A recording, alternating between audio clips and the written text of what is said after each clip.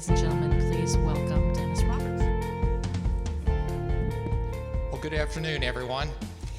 Every time I get introduced and they talk about my resume, I always think they're probably thinking this guy just can't hold a job. So it's a thrill to be here today. Steve, I'm kind of wondering, in 30 years, are the folks that are here today going to remember what they were doing today? I'm not sure I will have that kind of an impact on everyone, but it's a real thrill to be here. Thank you, Steve and Amy and the entire Atlanta Aero Club for the invitation to come, for recognizing the FAA and the partnership that we have working together across this great industry we're all a part of. Today I want to kind of go through a few of the things that, some of the drivers that the FAA is working toward. We have a great administrator in Michael Horta. I know you've had Randy Babbitt, one of our former administrators, here and speak to you previously. We're thrilled to be back today. We're thrilled to have this opportunity to share what we're doing, listen to you, get feedback from all of you, and have that collaborative operation that's so critical for us. Several years ago, our administrator, Marion Blakey, had our flight plan, and that was kind of our strategic plan. Michael Horta has his 4 key strategic initiatives that we're following, and each of those initiatives encompasses a fairly large, broad breadth of activities that really affect all of us. I just want to spend a little bit of time going through those and give you some sense of some of the things we're working on, and then at the end, I'm going to show you a real quick video with regard to some of the activities involving our next-gen work that we're doing, really to modernize our NAS. Today, we're operating with a system that historically dates back to the 30s, 40s, and 50s when you look at our ground-based navigational and surveillance and communication systems. That system, we no longer can sustain it. It's a system that is very difficult to maintain. It's a system that's very expensive to maintain. And technology has moved so far and ahead of that that we would really be short-sighted if we didn't follow technology and be able to take advantage of that. There are 4 areas that I want to touch on: risk-based decision-making, global leadership, workforce of the future, and then finally our National Airspace System, or NAS, which is part of NextGen. The first one is risk-based decision-making. Steve was talking about the CAS, the Commercial Aviation Safety Team, and the great strides we've made to reduce the accident rate, particularly in commercial aviation. We're making great improvement on general aviation. We still have a ways to go there, but the commercial accident rate has dropped to a low that's never been felt before. In the past, we've looked pretty much back at accidents and determined what some of the causal factors of those accidents might have been. Today, we have so few accidents that we really don't have the data to go back and look back. So rather than looking backwards, we're trying to look forward. We're looking at those causal factors and those predictors, really, that could lead to an accident. We've also have tremendous amounts of data. We're getting ASIAS data. We're getting downloads from aircraft all the time that tells us how the system is operating, how the aircraft are operating. Assembling all of that data is something that we have. It's a huge repository of data, but the key to that is how do we start processing that data? We have supercomputers at our tech center in Atlantic City that are crunching these numbers and trying to find out where that needle in the haystack is, if you will. Where's that predictor? Where is that system's failure that's starting to show the possibility that it could lead to a catastrophic accident? We're trying to identify those in advance before something possibly happens. But to do all that, we have to kind of change our mentality a little bit. Several of us have been talking earlier about we've moved from an enforcement philosophy to now a compliance philosophy. Rather than, we used to say, you know, if you're a hammer, everything looks like a nail. Well, that doesn't work anymore. I mean, you can't beat people into submission. If you don't change their thinking, you don't change the culture, you're going to get compliance one time, but it's going to snap back. It's like stretching a rubber band. If you don't change the culture, then people aren't going to adapt to that new thinking philosophy. That's what we're trying to do with the compliance versus enforcement. This is a challenge, however, for our flight standards people. People that have grown up in the old way of thinking. They're basically flight standards is an organization which is very reliant upon regulatory structure. They're relying upon catching someone doing something wrong, and then we've gone through an enforcement process. What we're moving toward, however, is a compliance where we help people understand what compliance looks like, and people on their own volition. We kind of say the old saying, compliance is what you do when no one's looking. How you perform whenever someone isn't watching you. How do you perform whenever you know that you're the first one to the scene of the accident if you don't comply? So we're working really a lot on that particular activity. The other thing risk-based decision is doing is it's letting us take the data and start focusing, kind of bore-sighting in on those types of things which will really change behavior. Our former COO of our air traffic organization, Hank Krakowski, when he came on board to the FAA several years ago, he looked at all these metrics the FAA had. We were testing and we were monitoring and we were measuring hundreds and hundreds of different issues and systems.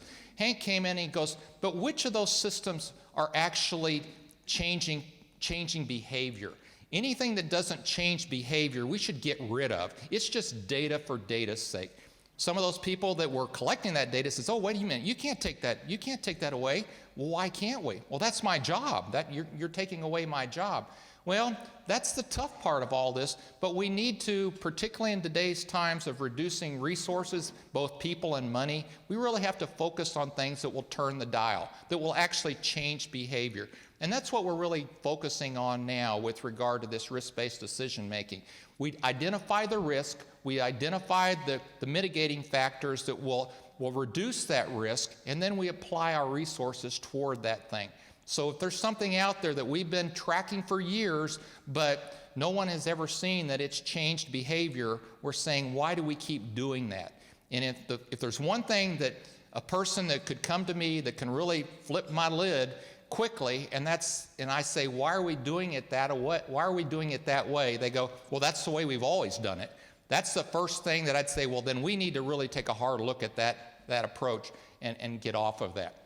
So that's our first one, is risk-based decision making. Second one is global leadership.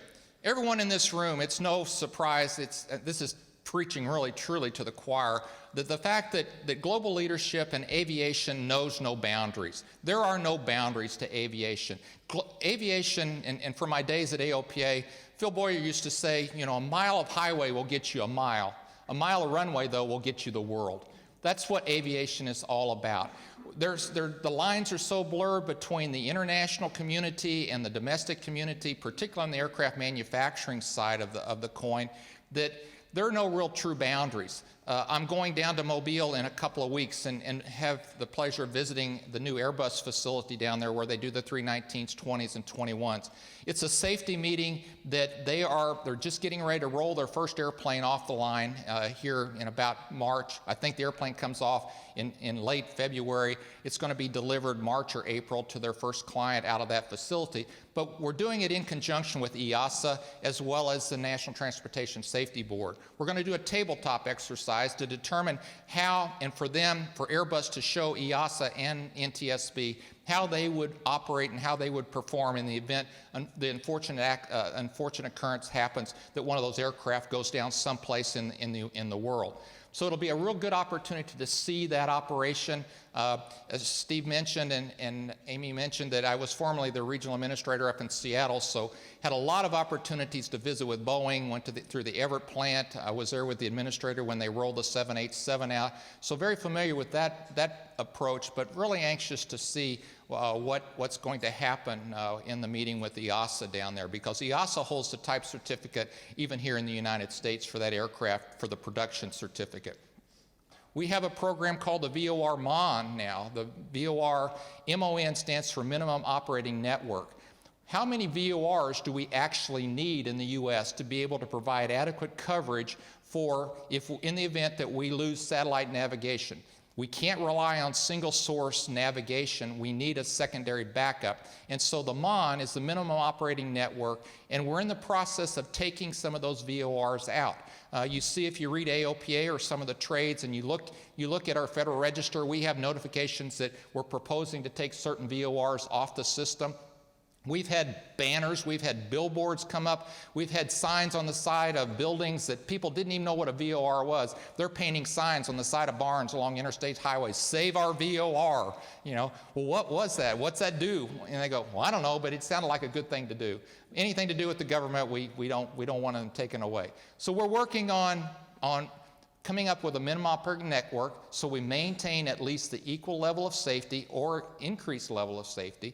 So we're working on those types of activities, but we're also moving very quickly toward these next-gen implementation strategies. The cornerstone, and we've just completed the nationwide deployment of a system called ERAM. That's our en route terminal or en route automation system, en route radar automation system. And this is the core computer for all of our centers around the United States. It's a system that is replacing the old host system. The first center I went into was Denver Center up in Longmont quite a number of years ago. Went into a room about 3 times the size of this room, and it was full of IBM computers. And that was the host. That was the system that was running the air traffic system for that one center.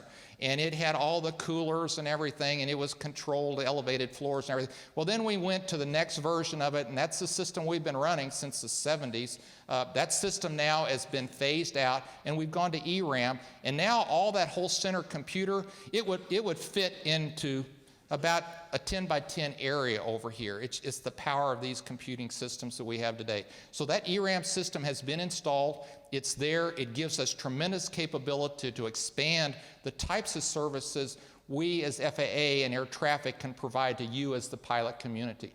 The next step of that is the terminal system. That's a program called TAMR. That is the same as ERAM, except it's at the terminal for the en route or for the TRACONs or the terminal approach control facilities as well as our towers.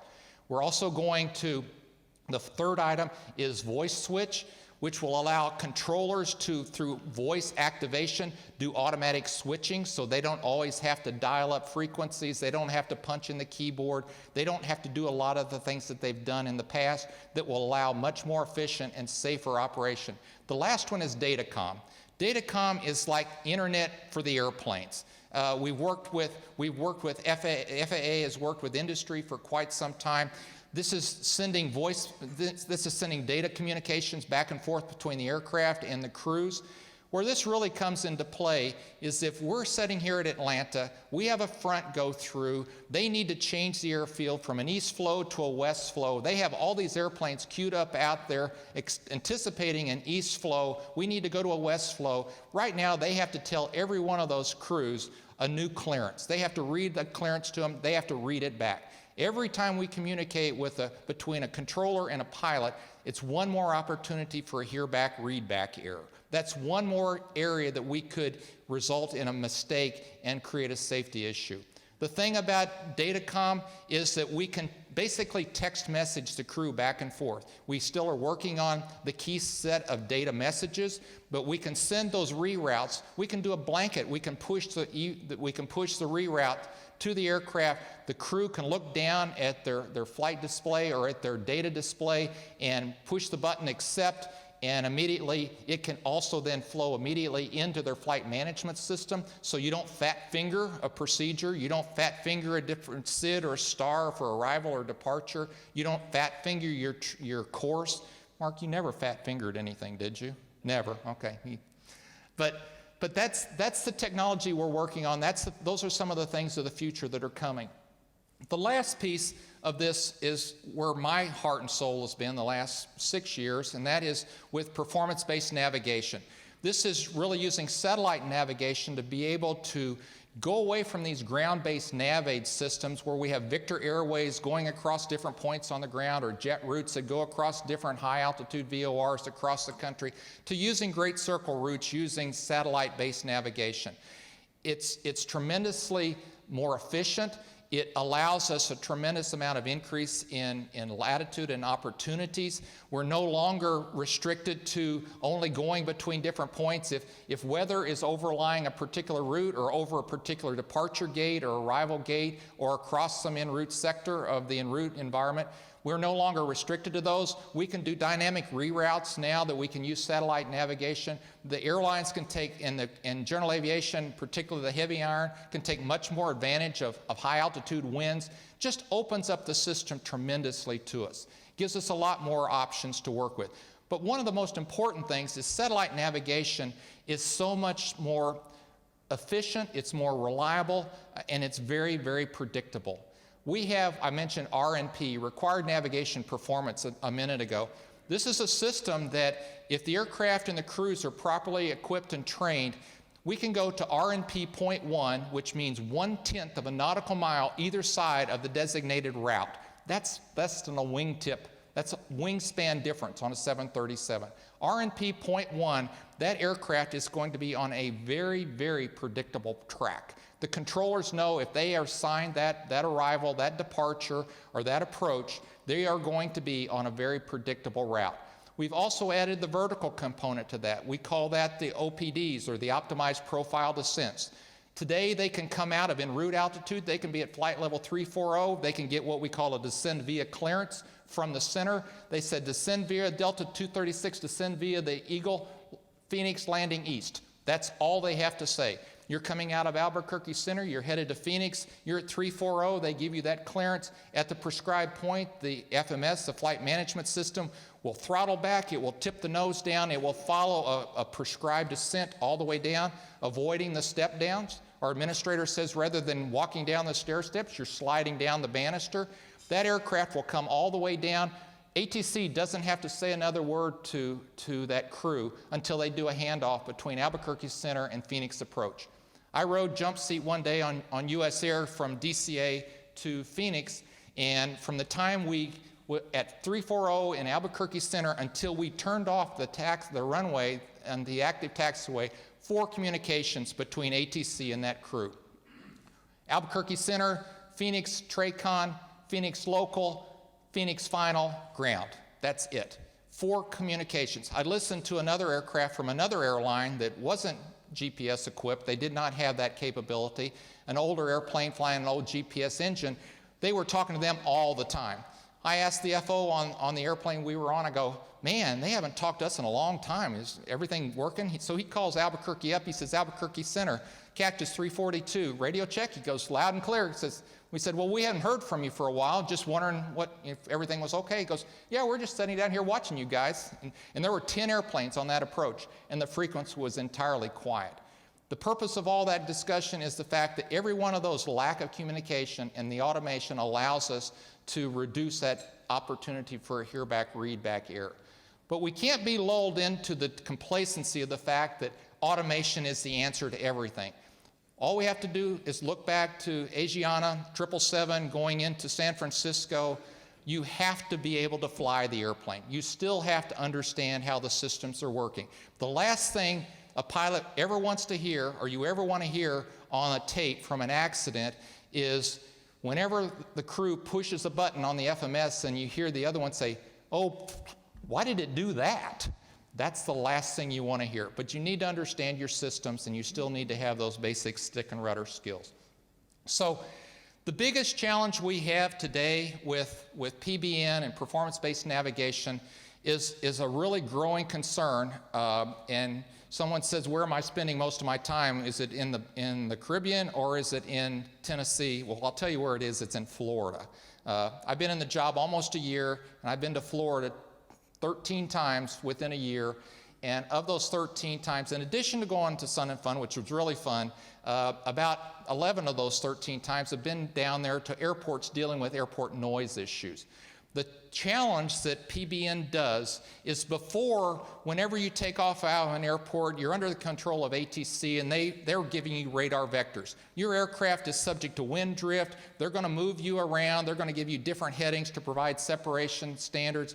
But whenever you're on a performance-based navigation departure, we call those SIDs, or standard instrument departures, you're on a rail. You are literally on a rail. Your altitude climb, you're given a climb via clearance. You're on a rail. You're staying on a prescribed track. They know where that airplane's going to go on that vertical climb. That separates that aircraft from other airplanes. Where we used to have 5 miles between our en route sectors, we can bring them down to 3 miles between. So where we had 3 tracks before out of into and out of New York, we can have 5 tracks. Without reduction in safety whatsoever, we can bring those airplanes into and out of a large metropolitan area in a much more efficient as well as safe manner.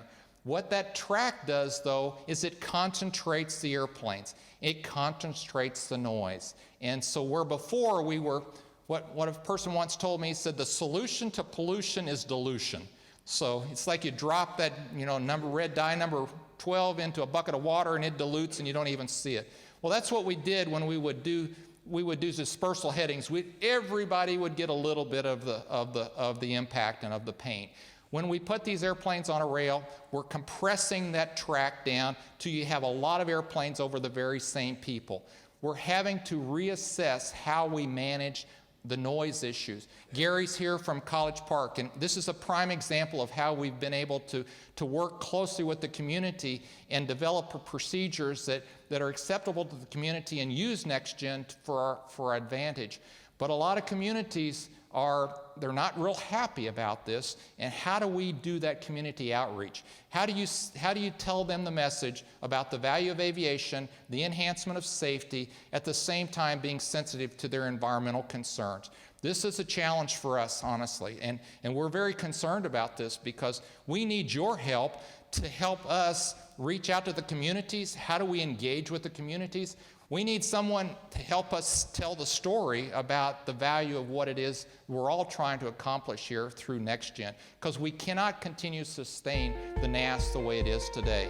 We have to move forward, but these challenges we're having from an environmental perspective are putting a real crimp in our ability to manage it.